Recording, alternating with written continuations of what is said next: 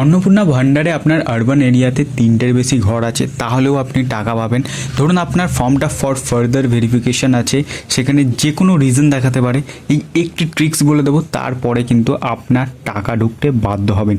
কিভাবে অন্নপূর্ণা ভান্ডারে আপনার টাকা ঢুকবে, এখনও যদি না টাকা ঢুকে থাকে, কোন স্ট্যাটাসের কোন মানে, কিভাবে আপনি আপনার অ্যাপ্লিকেশনটাকে ক্লেম করবেন এবং কি কি লিখবেন, কি কি ডিটেলস দেবেন, সবটা কিন্তু এই ভিডিওতে বলবো। তাই ভিডিওটা পুরোটা দেখবেন এবং চ্যানেলে নতুন হলে চ্যানেলটাকে সাবস্ক্রাইব করবেন।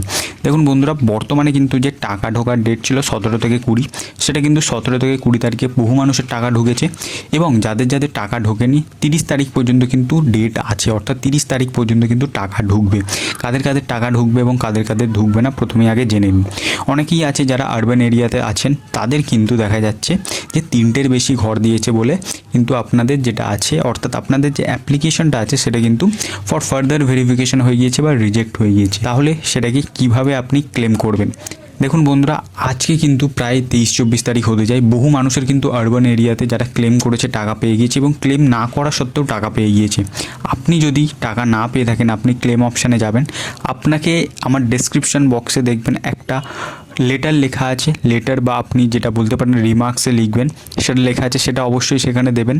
এবং আপনার যে সাপোর্টিং ডকুমেন্টস আছে সেটা আপনি দেবেন, ঠিক আছে?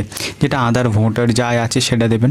দেওয়ার পর এখানে সাবমিট করবেন এবং 1 থেকে 2 দিন ওয়েট করবেন, তাহলে কিন্তু আপনার টাকা চলে আসতে পারে।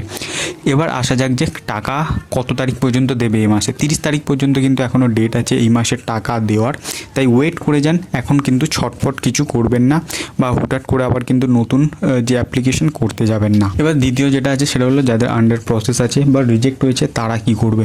দেখো বন্ধুরা, যাদের রিজেক্ট হয়েছে তারাও ক্লেম করবে, কিন্তু ক্লেম তারা এখন করবে না। এবং যাদের আন্ডার প্রসেস আছে তাদের কিন্তু আস্তে আস্তে কিন্তু এখানে অ্যাপ্রুভড হচ্ছে। এখানে কিন্তু সম্পূর্ণ দেরি হচ্ছে প্রক্রিয়াতে। আপনাকে বলছি যে এই যে প্রক্রিয়াটা কিন্তু 30 তারিখের ভিতর যাদের যাদের যা টাকা ঢোকার এই মাসে ঢুকে যাবে। এবং আজও কিন্তু টাকা ঢুকেছে অনেকের, আমি দেখেছি। তাই প্রথমেই আগে কিন্তু অ্যাপ্রুভড যা স্ট্যাটাস আছে সেটা দেখার আগে কিন্তু আপনার ব্যাংক ব্যালেন্সটা চেক করুন।